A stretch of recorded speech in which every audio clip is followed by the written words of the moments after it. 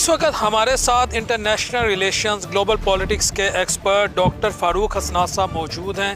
ان سے ہم کچھ سوالات کریں گے. بالخصوص آج کا فوکس تو یہی ہے کہ جو نیوکلیئر ڈیٹرنس ہوتی ہے وہ کسی بھی اسٹیٹ کی اسٹیبلٹی کے لیے، اسٹریٹجک پیرٹی کے لیے in terms of its rival state کتنی ضروری ہے. تو سر بہت بہت شکریہ آپ کے ٹائم کا. سر پہلا سوال، پاکستان اگر اکنامکلی بھی اسٹیبل ہو جاتا کہ جی ہم نے اپنے آپ کو تگڑا کر لیا اکنامکلی اور ہمارے پاس ایٹمی صلاحیت نہ ہوتی، تو ہمارے ساتھ وہ انڈیا جو کہتا ہے پاکستان کا بننا گاؤں ماتا کے ٹکڑے کرنے کے مترادف ہے. پاکستان کا بننا جو ہے ہندتوا جو فلسفی ہے اس کی اسپرٹ کے اگینسٹ ہے. خالی ہماری جو اکنامک پروسپیرٹی وہ بھی تو سر وہ برداشت نہ کرتے، وہ بھی ان کو ٹالریٹ نہ ہوتی، وہ پھر بھی ہم پہ حملہ کر دیتے. آپ کی بات جو ہے اس کو ہم دو تین پیرائے میں لے سکتے ہیں کہ یہ نہیں آپ بھی صحیح کہہ رہے ہیں. میں یہ نہیں کہہ رہا کہ آپ نہیں صحیح کہہ رہے، کیونکہ وہ ضروری تھا. بلکہ میرا یہ ایمان ہے کہ ضروری تھا پاکستان کو اٹامک پاور بننا. لیکن میرا یہ کہنا ہے کہ صرف اٹامک پاور سے آپ اتنے مضبوط نہیں ہو جاتے کہ آپ اپنے آپ کو سسٹین کر سکیں. یہاں میں ایک اور مثال ذہن میں آتی ہے. سوویت یونین بھی تو اٹامک پاور تھا، ٹوٹ گیا، اندر سے ٹوٹ گیا، ٹکڑے ٹکڑے اس کے ہو گئے. اس کو کوئی اٹامک اس کے جو ویپنس ہیں اس کو نہیں بچا سکے. تو اس لیے ایک یہ اب کلیکٹیو چیز ہے. ٹھیک ہے، اب اٹامک پاور ہیں، بسم اللہ آپ رہیں، بڑی خوشی کی بات ہے، پاکستان کو ہونا چاہیے. لیکن اس کے آگے بھی ہمیں بڑھ کے اس چیز کے اوپر نہیں انحصار کرنا چاہیے صرف کہ ہم اٹامک پاور ہیں دیر فور ہماری سیکیورٹی ساری پرزرو ہو گئی ہے. ہمیں اپنے اکنامک معاملات ٹھیک کرنے ہیں، ہم نے اپنے معاشرے کو ٹھیک کرنا ہے. ہمارے جو ہیومن انڈیکیٹرز ہیں وہ بہت نیچے ہیں، جیسا تعلیم ہے، صحت ہے، جاب اپرچونٹیز ہیں. یہ چیزیں بھی ہم نے اپنے مضبوط کرنی ہیں، تو پھر ہم ایک مضبوط ملک بن سکیں گے. پلس اٹامک پاور تو پھر تو سونے پہ سہاگا ہو گیا، پھر تو آپ کو کوئی چھیڑ نہیں سکتا، کوئی ہاتھ نہیں لگا. سر ہو ڈریگز ساؤتھ ایشین ریجن ٹوورڈز نیوکلیئرائزیشن؟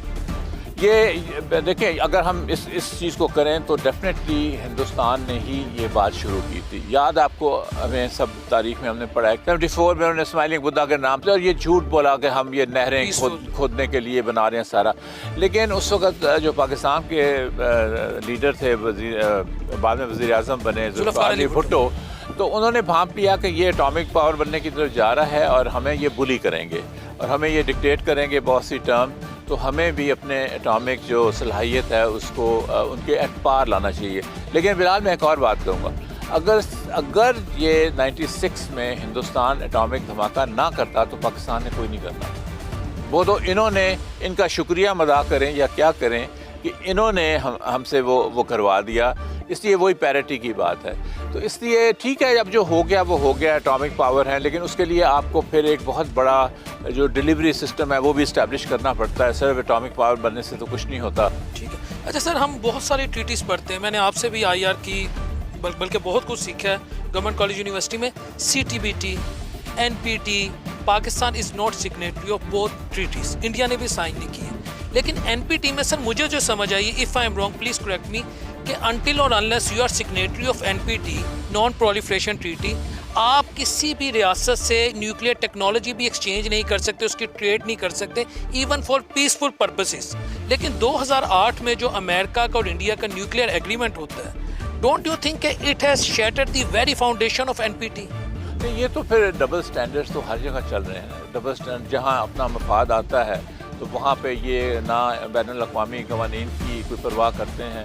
آپ نے جو ہتھیاروں کے معاملے میں یا نیوکلیئر کیپیبلٹی کے معاملے میں بات کی، اب جو اسرائیل میں ہو رہا ہے یا کشمیر میں ہو رہا ہے اس میں، اور پھر یوکرین کے ساتھ اگر آپ ملائیں، مجھے بتائیے کہ وہاں پہ لوگوں کو اگر دبایا جا رہا ہے یا ہیومن رائٹس کی وائلیشنز ہو رہی ہے تو کتنا شور مچ رہا ہے. لیکن کیا یہی شور مچ رہا ہے فلسطینیوں کے لیے اور کشمیریوں کے لیے؟ نہیں.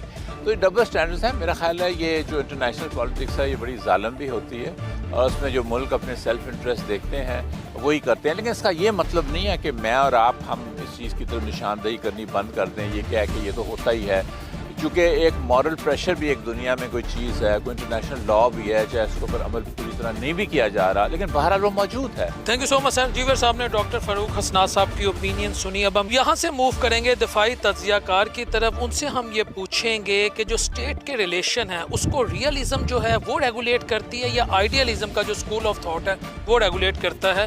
وہ ہمیں بہتر بتا سکیں گے. Thank you so much sir for your time.